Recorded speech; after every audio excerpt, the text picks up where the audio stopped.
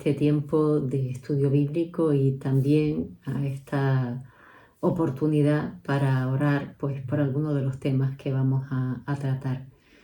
Dice el Salmo 32, qué alegría para aquellos a quienes se les perdona la desobediencia, a quienes se les cubre su pecado. Sí, qué alegría para aquellos a quienes el Señor les borró la culpa de su cuenta, los que llevan una vida de total transparencia. Mientras me negué a confesar mi pecado, mi cuerpo se consumió y gemía todo el día. Día y noche tu mano de disciplina pesaba sobre mí. Mi fuerza se evaporó como el agua al calor del verano. Finalmente te confesé todos mis pecados y ya no intenté ocultar mi culpa. Me dije, le confesaré mis rebeliones al Señor, y tú me perdonaste. Toda mi culpa desapareció. Por lo tanto, que todos los justos oren a ti mientras aún haya tiempo, para que no se ahoguen en las desbordantes aguas del juicio. Pues tú eres mi escondite, me proteges de las dificultades y me rodeas con canciones de victoria. El Señor dice, te guiaré por el mejor sendero para tu vida, te aconsejaré y velaré por ti. No seas como el mulo o el caballo que no tienen entendimiento, que necesitan un freno y una brida para mantenerse controlados. Muchos son los dolores de los malvados, pero el amor inagotable rodea a los que confían en el Señor. Así que alégrense mucho en el Señor y estén contentos, ustedes los que le obedecen. Griten de alegría, ustedes los de corazón puro. Recientemente hemos iniciado una serie de reflexiones agrupadas bajo el título Culpa, Gracia y Perdón, que están a cargo de Enrique Solana. Se ha desarrollado uno de los aspectos, que es el que tiene que ver con la culpa, en 2 de estos jueves y continuará pues, a lo largo del mes de octubre y siguientes, ¿no? Hoy lo que vamos a hacer es dedicar este tiempo a extraer algunas conclusiones de lo que ha compartido con nosotros Enrique Solana en relación con la culpa. Quise empezar con este salmo porque de alguna manera encierra, está perfectamente compendiado la experiencia de aquel que sabe que ha desobedecido al Señor. Estamos hablando de alguien que es creyente, podríamos decir, de alguien que cree en Dios. En este caso estamos hablando del rey David. A él se refirió en los momentos anteriores, en los jueves anteriores, Enrique Solana, y está hablando justamente de ese pecado de adulterio y el posterior asesinato de Urías, el esposo de Betsabé, ¿no? Y una de las cuestiones que dice este salmo que es importante es que el Señor les borra la culpa a aquellos que llevan una vida de total transparencia. Es interesante ver que no dice una vida de perfección, sino de transparencia. Aquellos que de alguna manera, no es que sean pecadores habituales, pero lo que sí es cierto es que no ocultan su pecado. De hecho, el salmista lo que dice es que mientras se negó a confesar su pecado, su cuerpo se consumió y gemía todo el día. La culpa puede ser tan terrible, tan abrumadora, que nos hace vivir de una manera, podríamos llamar que casi miserable, ¿verdad? Vivimos como si estuviéramos soportando un peso que cada vez nos abruma más, que cada vez nos deja más hundidos, que cada vez nos roba más alegría, ¿no? Sin embargo, hay una solución para la culpa. Y la solución para la culpa es acercarse a Dios y confesar los pecados. Ponerse delante del Creador y confesar ese pecado. Reconocer que le hemos desobedecido. Y eso fue lo que hizo David, ¿no? David dice, una vez confesó sus rebeliones al Señor, una vez confesó su desobediencia, dice, tú me perdonaste y toda mi culpa desapareció. La culpa se borró definitivamente. No quedó ya nada, no cabe el remordimiento, porque ese pecado fue perdonado. Ya no soy culpable porque he respondido delante de quien tengo que responder. Y David lo que hace es invitarnos a que todos los que queremos acercarnos, para quienes está abierta esa invitación, acercarnos al Señor, oremos a ese Dios creador y soberano de todas las cosas. Y dice una cosa que es importante, mientras aún haya tiempo. Esperemos que esta noche sea ese tiempo oportuno de confesar ese pecado si aún no lo hemos hecho, porque el Señor es escondite y quien nos protege de las dificultades. Él es el que nos da el mejor sendero para la vida, el que nos aconseja y vela por nosotros. Así que vamos como digo, a reflexionar, como decía al principio, a reflexionar, a hacer una serie de consideraciones respecto a la idea de culpa y de pecado. Y sobre todo lo que queremos hacer es una invitación a reflexionar también sobre el concepto que tiene la sociedad, de qué modo la sociedad ve, sociedad del siglo XXI, en este país, en España, en las Islas Canarias, cómo ve el pecado. O sea, ¿qué opinión tiene, vamos a decirlo de esta manera, respecto de lo que es el pecado o respecto de lo que es la culpa? Y a partir de ahí también considerar cómo podemos acercarnos y presentar la solución, la medicina que Dios ha provisto para ese abatimiento que produce la culpa, que es resultado de la desobediencia. Vamos a verlo. La idea de culpa conecta con el reconocimiento de la responsabilidad que tenemos respecto de nuestras acciones, una responsabilidad que deriva de nuestra libertad.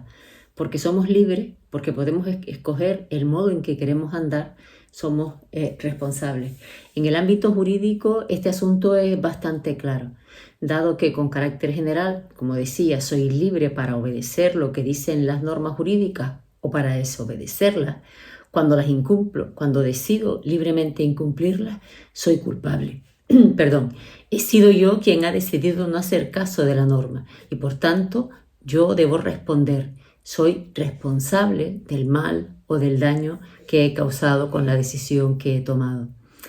A esto se puede contestar que en ocasiones los culpables no responden por los daños que causan o por el mal que producen, o bien que también en algunos momentos, en algunas circunstancias, algunos inocentes son injustamente castigados por lo que no han hecho.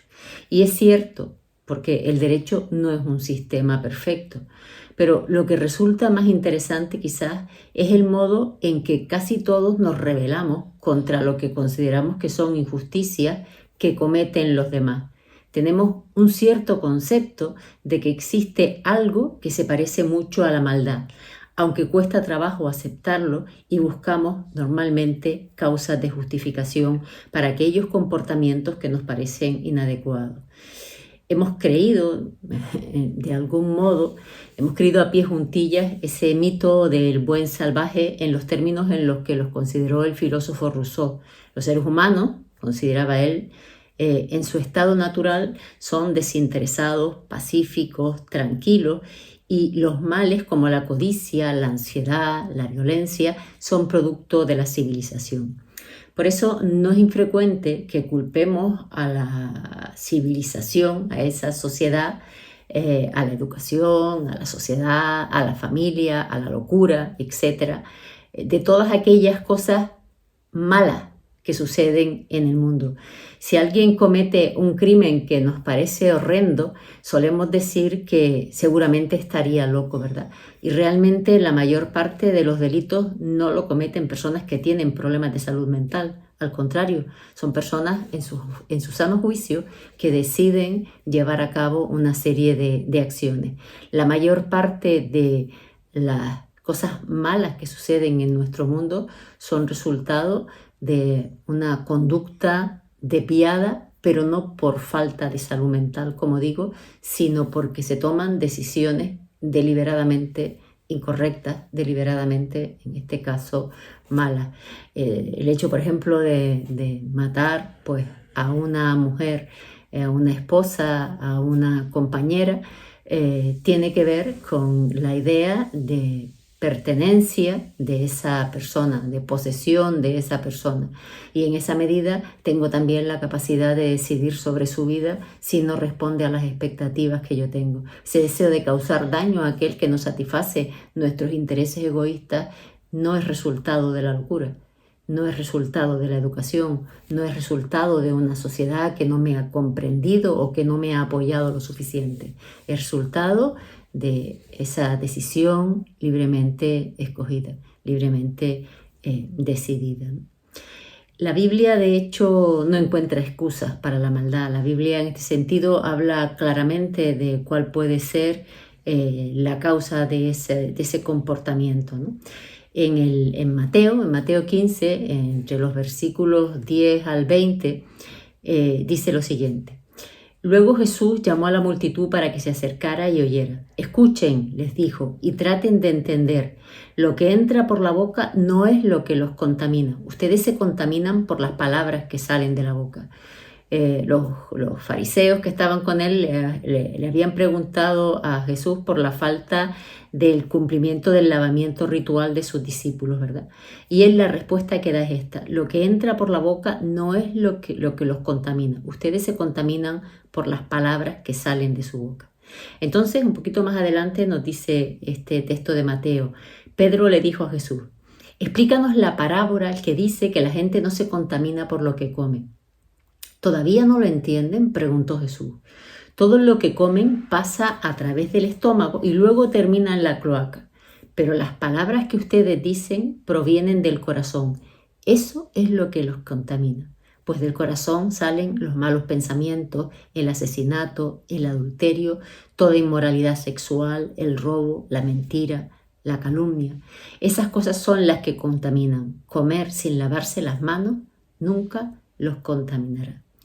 Realmente lo que Jesús está diciendo aquí es que la maldad está en el interior del ser humano, que no es el entorno que le rodea, por más que no negamos la posibilidad de que pueda influir, ¿no?, en algunas de las decisiones que se toman, pero la razón profunda está en nuestro corazón. La enfermedad, donde está, es en el corazón del hombre. Personas en circunstancias difíciles toman buenas decisiones y personas con todos los beneficios que puede otorgar la sociedad, toman decisiones malas, decisiones incorrectas, decisiones pecaminosas, en definitiva. Es del corazón de donde salen todas esas malas conductas. En ningún caso proceden del exterior, sino que nuestro corazón, podríamos decir, es el medio de cultivo idóneo para todas esas cosas si no le damos la medicina que necesita, si no le damos el remedio que puede hacer que cambie completamente y que podamos tomar buenas decisiones, decisiones que no sean malas. Esto que hemos llamado malas decisiones o decisiones malas o conductas malas conectan con la idea bíblica de pecado. El pecado no es otra cosa que la desobediencia a Dios. Alguien puede decir, bueno, pero si yo no creo en Dios, por tanto no estoy obligado a cumplir lo que Dios quiere y puedo hacer lo que quiera. ¿Quién establece la medida de la justicia? La realidad es que, aunque lo neguemos, tenemos un Dios creador de todas las cosas, soberano en el cielo y soberano sobre la tierra y sobre todo lo que existe. Y ha ordenado el mundo de tal manera que podamos tener vidas que sean placenteras, podríamos decir, en el sentido de tener una relación correcta con Él, con el entorno, con las demás personas. Las normas que Dios nos da son normas que nos protegen de nosotros mismos en muchas ocasiones y ayudan a proteger a los demás. Normas como no matarás, por ejemplo, o no robarás, o no cometerás adulterio, tienen que ver, por ejemplo, con el cuidado de la familia, con el cuidado de los hijos y la atención, con el cuidado de la vida, tienen que ver con el cuidado de aquello que otros han trabajado y han podido conseguir gracias a su esfuerzo, ¿no? Son normas que ayudan a que haya orden y que haya paz, pero por encima de todas las cosas, por encima de los beneficios que como seres humanos que vivimos en sociedad podemos recibir de la obediencia a eso que Dios quiere, está el reconocimiento de que Dios es Dios, de que Dios es el soberano, como decía, de todas las cosas, y le debemos a Él todo el honor, toda la gloria, toda la honra que solamente Él puede merecer. Vivimos en una sociedad que no acepta, podríamos decir, ni la culpa ni el pecado. Muchas de las consultas de los profesionales se llenan de personas que no es que tengan una culpa patológica, porque la culpa patológica puede existir, de personas simplemente que no quieren sentirse culpables ni responsables por las decisiones que toman, que basándose en problemas de autoestima o de cualquier otro tipo, señalan que viven con ansiedad ese sentimiento de culpa que perpetuamente les acompaña y van buscando un remedio donde quizás no lo haya o no sea el remedio más adecuado. En este sentido, la sociedad no solamente trata de darle la espalda a esa culpa que tiene que ver con la desobediencia a Dios, insisto, no estamos hablando de una culpa patológica, de sentirse culpable incluso cuando uno no es culpable, sino aquella que tiene una base de realidad, que tiene que ver con decisiones que hemos tomado, con malas decisiones que hemos tomado y de las que somos responsables, ¿no? La ayuda probablemente no está en los lugares en los que los buscamos de manera habitual. La ayuda de donde va a venir es del mismo Dios. Dios ha provisto una salida para eso. Pero eso significa también que de alguna manera tenemos que reconocer la idea de pecado. Cuando hay desobediencia a Dios, que es el pecado, hay culpa. Y esa culpa es la que de alguna manera nos molesta, nos persigue y a la que le queremos dar la espalda en un momento determinado. ¿Qué piensa nuestra sociedad al respecto? Vamos a escuchar dos opiniones, en primer lugar la de Dalila Cardoso y posteriormente la de María Solana en relación a esta cuestión de la culpa y el pecado en el seno de la sociedad actual.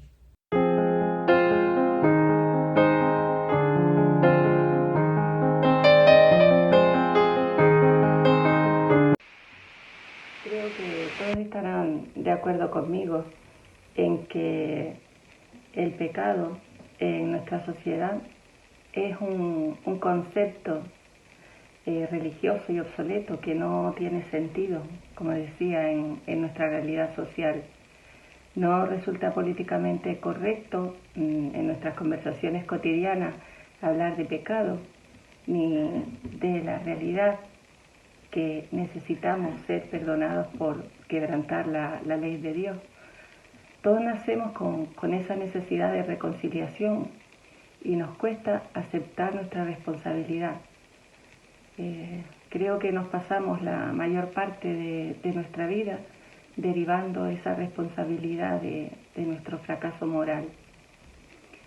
Los responsables de lo malo que hay en nosotros mismos han sido nuestros padres o nuestras madres, la falta de apoyo, la falta de educación, la baja autoestima, el ambiente que nos rodea, la falta de oportunidades para hacer las cosas mejor, las influencias negativas de los amigos, de los compañeros de trabajo o de estudio. También es responsable de nuestra condición moral, pues nuestro trabajo, nuestra pareja o el no tenerla también. El hecho mismo de que exista la maldad junto con la bondad nos obliga a escoger un bando. Y nos decimos internamente que en realidad no somos tan malos o que al menos somos mejores que muchos, ¿verdad? O incluso podemos decir que somos especialmente buenos, mucho mejor que los que nos rodean. Cada uno de nosotros tiene su propio argumento para justificar el mal que existe dentro de nosotros. El pecado no es una conducta aprendida en base a nuestras experiencias negativas, ni una respuesta al daño ejercido sobre nosotros. No quiero decir que todas estas cosas pues no condicionen de vez en cuando nuestro comportamiento, pero aún así siempre podemos elegir, no como nos sentimos, pero sí como reaccionamos. Y es importante decirnos a nosotros mismos que según nos dice Dios en su palabra, en la Biblia, es imposible que el hombre viva sin esa condición de interna de inmoralidad, porque si todos nos analizamos, podremos ver que aunque no tuviésemos todas esas influencias, pues seguiríamos respondiendo de la misma manera. Porque el pecado en sí no es que uno haga bien, o no haga suficiente bien, o no haga suficiente mal. El pecado en sí consiste en que nos hemos apartado de Dios y de nuestro propósito, que hemos abandonado la ley que Él puso en nuestros corazones y que cada uno vive la vida que según le parece. Pero sucede como con la gravedad, que da igual que tú creas en ella o no, ella te atrae. Y con el pecado pasa lo mismo, ¿verdad? Con el pecado nos sentimos atraídos a responder en contra de lo que Dios ha diseñado como debería ser nuestra vida. Nos hemos rebelado contra Él y ya solo el hecho de esa rebelión ya nos incapacita para hacer la bondad que incluso tenemos en nuestro corazón, de una manera que no sea egoísta.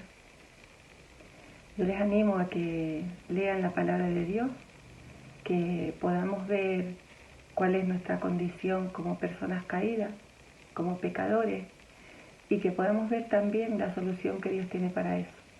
Porque el Dios que nos considera injustos, el Dios que nos considera pecadores, también ha dado lo que necesitamos, que es a su Hijo Jesús, para que seamos salvos y para que la condición de pecadores no sea una respuesta o un estado eterno. Yo creo que la sociedad concibe el pecado hoy en día como algo ridículo a considerar, ¿no? Sorprende en general que uno lleve un determinado estilo de vida, que opte por no mentir, que opte por reservarse hasta el matrimonio o por no convivir juntos en pareja, ¿no? En una relación. Y todo eso pues lleva a un rechazo directo a cualquier conducta que sea en ese sentido, ¿no? Pero creo que la manera de hablar a las personas al final es con la palabra, ¿no? Y ocurre hasta con mi hija de 5 años. Ella en el colegio, cuando habla de la existencia de Dios, sus amigos lo que le contestan, también de 5 años, es que Dios no existe, que porque cree en eso. Y eso viene inculcado desde casa, ¿no? Entonces resulta muy difícil poder basarse en algo común sobre la existencia de Dios para poder avanzar. Pero al final creo también que los discípulos de Jesús se encontraban en situaciones similares en lo que era de su época, ¿no? Y que lo que dice la palabra es que la palabra de Dios es viva y eficaz y más cortante que una espada de 2 filos, ¿no? Y que penetra hasta romper coyunturas y tuétanos. Y eso es una realidad, ¿no? La palabra de Dios permanece para siempre y creo que Dios es capaz también de hablar a las personas aún en un mundo donde todos lo rechazan, ¿no? Yo creo que debemos seguir hablando de Dios en su esencia, ¿no? Y de la palabra en su esencia, tratando siempre de que nos entiendan, y en ese sentido, bueno, pues igual no aplica un Reina Valera del 60, sino un Reina Valera contemporánea, ¿no? Y bueno, pero al final la esencia de lo que es Dios es lo que permanece y lo que debe transmitirse. Y con esto voy a terminar con una oración. Padre, gracias por todo lo que nos das. Gracias, Señor, por tener el privilegio de conocerte, de ser tus hijos y por tener el convencimiento de que tú eres una realidad, Señor. De que no hay nada fuera de ti ni nadie fuera de ti, Señor. Gracias por darnos el honor de ser tus hijos y te pedimos que nos ayudes, Señor, en nuestro entorno y allá donde estemos, buscar siempre tu voluntad y buscar la extensión de tu reino, Señor. Que el propósito de nuestras vidas sea glorificarte a ti y sea hacer ver a otros la realidad de ti, Señor, y de lo que pasa si no se acercan a ti, Señor. Que nos ayudes a sentir esa pasión y esa urgencia, Señor, por la condenación de aquellos que no te conocen. Guárdanos, guarda a mis hermanos y bendice tú todo lo que haga en su vida. En el nombre de Jesús, amén. Pero ¿cómo podemos nosotros persuadir a una sociedad que niega el pecado, de la existencia del mismo y de una cosa más importante, de la necesidad de encontrar un remedio a esa maldad que habita en el corazón del hombre? ¿Cómo persuadir a una sociedad que no cree en el pecado, de que necesita un Salvador. John Stott dice que el cristianismo es Cristo, esencialmente. Qué definición tan sencilla, ¿verdad? Pero de alguna manera necesitamos una serie de pasos para llegar a identificarnos previamente con Cristo como cristianos, ¿no? El cristianismo es una relación personal con Cristo, reconociéndole como nuestro Salvador, nuestro Señor y nuestro amigo. ¿Cómo podemos tener una relación de esta naturaleza con Jesús? ¿Cómo podemos llegar a relacionarnos con Él como quien nos salva y nos provee una salvación completa y total, quien cambia radicalmente nuestra manera de pensar, quien quita esa maldad de nuestros corazones, como nuestro Señor y por tanto aquel a quien debemos obediencia, y también como nuestro amigo, aquel que camina siempre y permanentemente a nuestro lado, aquel cuyo amor es incondicional, ¿no? Los cristianos sabemos que el primer paso para poder tener una relación con Cristo es admitir que somos pecadores. Si no tengo conciencia de pecado, no necesito ser salvado. Eso es un paso fundamental. Yo les puedo hablar de mi propia experiencia, ¿no? Yo durante muchos años de mi vida, hasta los 28 exactamente, consideré que mi vida no era mala, no era una mala persona, que es lo que solemos pensar la mayoría de nosotros, ¿no? Hasta que un día me planteé, no eres mala en relación con qué, o mejor dicho, con quién.